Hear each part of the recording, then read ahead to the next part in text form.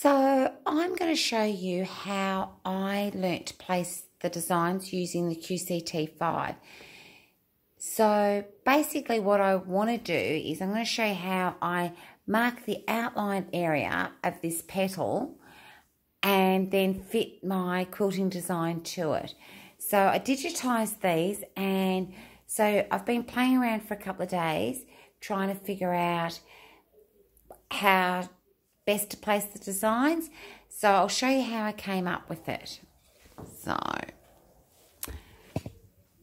this is my software. Now I've already opened it, set my safe area. So what I'm going to do is I'm going to go into Pantograph, which is odd, I know, but I'm going to go into my options from the Pantograph screen, because what I want to do is show you that I love the Power Panto mode, but it really wasn't working for me to be able to endeavour to do this. So what I love about the software is that we actually have choices. So from the options menu, I just want you to see I'm on Power Place mode. I want to go to Select and Sew mode. It just gave me a little bit more options, and I found it easier to place the design. So now I'm going to select OK, go up to the top of my screen and select Home.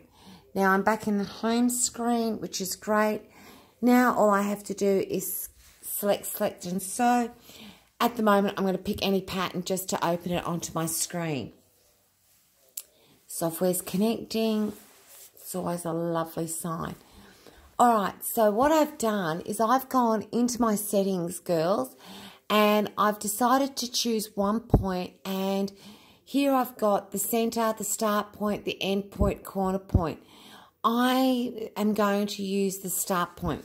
Just found this to really work for me. I don't have to set any of the margins, and I'm going to select OK. Now what I'm going to do is just jump up here and select my pattern. Now I'm going to go New Drive, D, Q. I'm actually going to do number 12 because I've already done it, but I'm going to show you how I achieved it.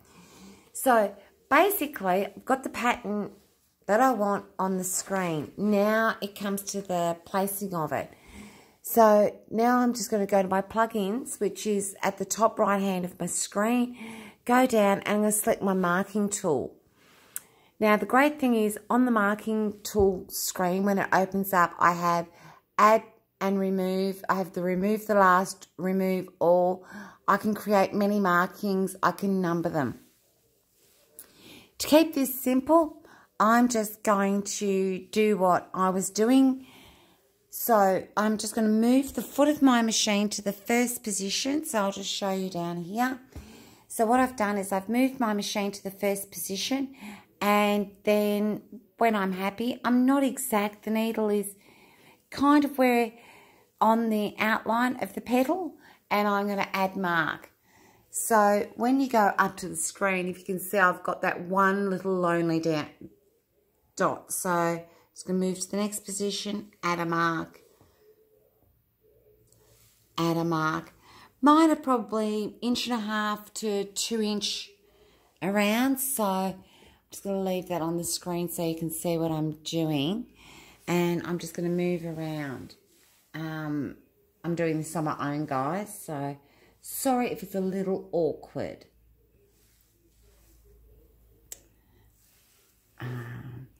And, you know, if you do make a mistake, as I said, you can actually use this key to remove the last one or remove all. Okay, and then just over a bit. All right, so if you look at my screen, you can see I've got all the markings there, but of course the design actually isn't placed where I want it. So I go down to the bottom of my screen and I just tap OK. Now I'm back at my placement screen, which is yay. So now I'm going to move my machine to where I think it should be, which is near the stop start. Go down, select. And, you know, that's not bad. This is where the happy clicking comes in, Janet, which works. And I can just come across. And I can actually just play with the design. until I'm really happy with it. So I'll just go back. Yeah, I can just tweak it. Yes. Now, if I'm just going to see if I can zoom in for you. I'm really quite happy with that. I'll go around my petals when I've finished all the placement of the designs. So I'm wrapped with that. So all I'm going to do now is go back and select sew here, and I'm good to go. So that's how easy it is to mark a design.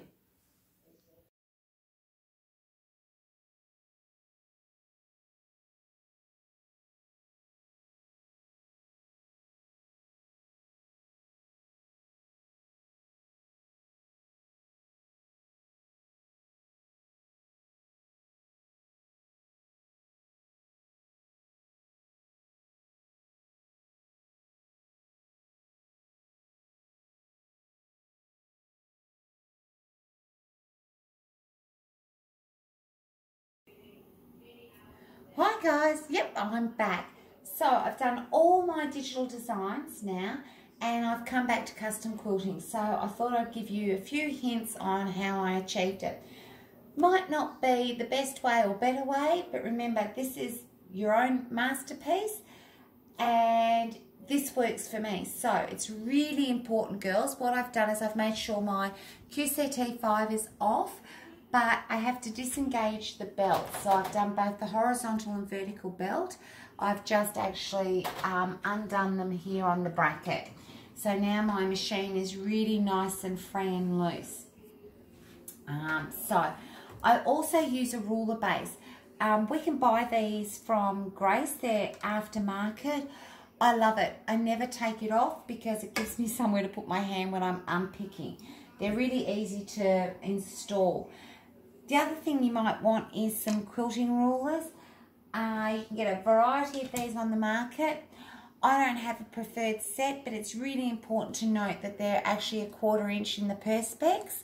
So that means that, because on our Grace machines we have a great hobbing foot here that allows us to use quilting rulers with the ruler base, and I just have to make sure that this is 1/4 inch so that the ruler doesn't go underneath my hobbing foot. I smash the needle and I do the timing. Nobody wants to be there. So I'll just show you what I'm going to go and do. So I hope you guys can see this clearly enough. I'm going to outline the panel now. And I said to you, it's your masterpiece. My outlines haven't been perfect, which I'm really happy with because nature's not perfect. The panels are really forgiving because although there's a shaded line defining the panel, if you were a little out when you set the design, by the time I've done my background fill and my edging, all I've basically done, if it's not perfect, is added more interest to the surface. I've got the machine on. I'm just going to go into my settings and I'm going to go over to precise and enter precise, and I've got 14 stitches per inch because I do want the stitch to be nice and fine with the curve as I come through. So the first thing I do is, using my needle up down, I'm going to bring it up and grab my bobbin thread. I don't like to do an up down knot. I do a sideways knot so that when I actually bury it, I don't have a bird's nest on the back of my quilt. And I'm just going to pick a ruler and I hope you guys can see it. So I've set my machine to regulate precise and 14 stitches per inch so that it's a nice small stitch to travel around the curves. Now my ruler might not automatically match the curve, but I do use it as a guide to assist and aid me. Don't bear down, just relax. Now I'm just going to start now and just show you how I'm just pushing myself where I want to be. I also can go in here and I'm going to set my needle to the down position so that when I stop or start, it's down so that it makes it a little bit easier to reposition the ruler. See, Okay, I just stopped so that hubby could move position so that we had a better view so that you guys could actually see what I'm doing. So I've come into the center. I'm just going to tidy up a thread there. And now I'm just going to come back in the opposite direction. And it's really important not to push hard with the rulers. You're really using it as a guide. Now I'm just going to change position again. And round I go.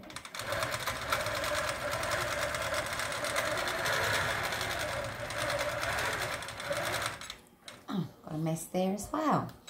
And now I'm just going to do it freehand because I really want it to actually look like a petal. Then come back here, whack my ruler back on just to bring me back into this point here.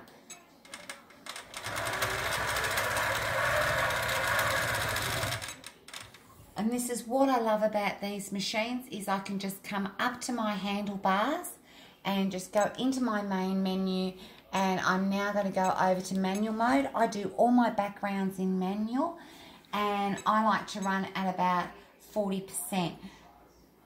I'm just now going to do a messy stipple and pebbles around here, and then I've literally outlined this petal.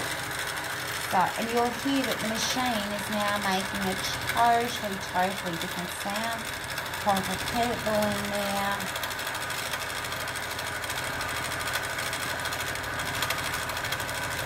And, you know, really all you're actually doing is a slow, gentle movement.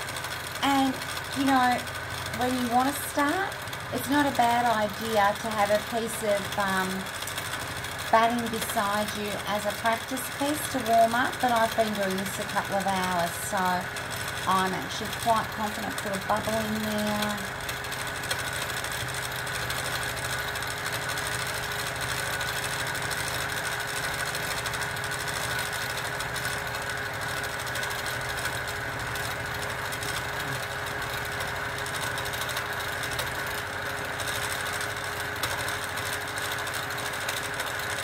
And of course I'm setting the stitch length by the speed at which I move the machine.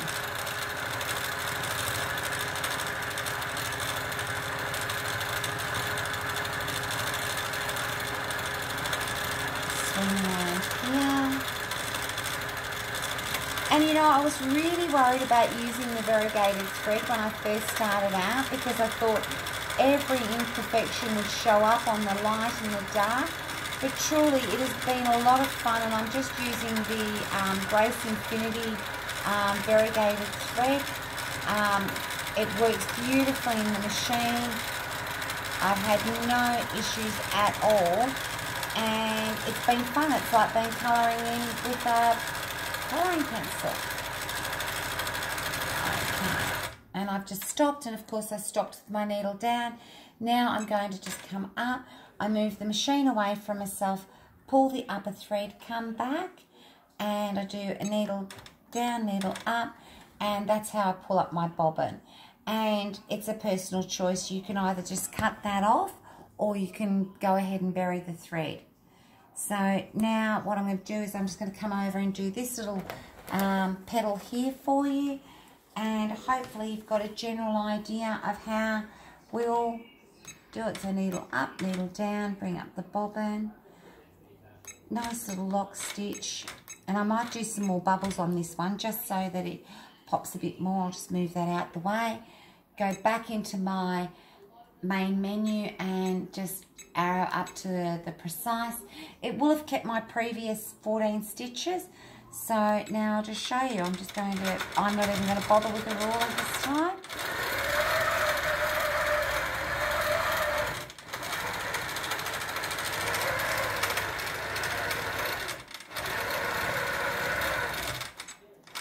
I'm really happy with that. Back into my menu, go back to manual mode, and then that's it.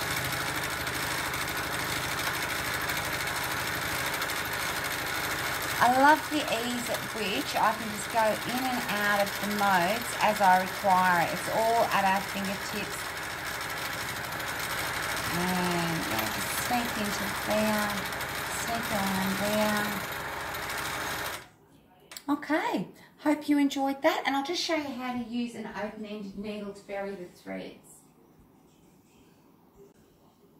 Okay, now I'm just going to show you, I don't know whether you can see that with the camera, but it's one of these open-ended needles. I love them. It's really easy. I'll just place that down. I'll bring up my bobbin thread and clip that so that I've got the bobbin and the top thread. I'm actually using a pre-wound bobbin so that the back isn't thread heavy.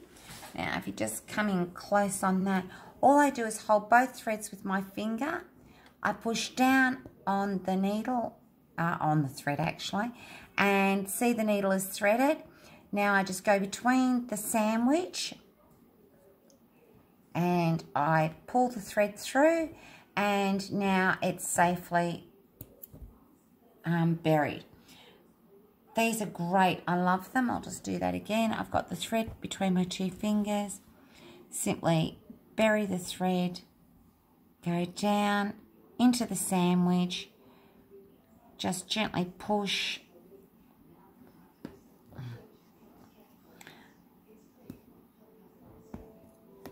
I lost my thumbnail, girls, so it's a bit hard. Pull, give it a firm tug, and just snip that thread, and it's buried. So I hope you enjoy doing your own masterpiece.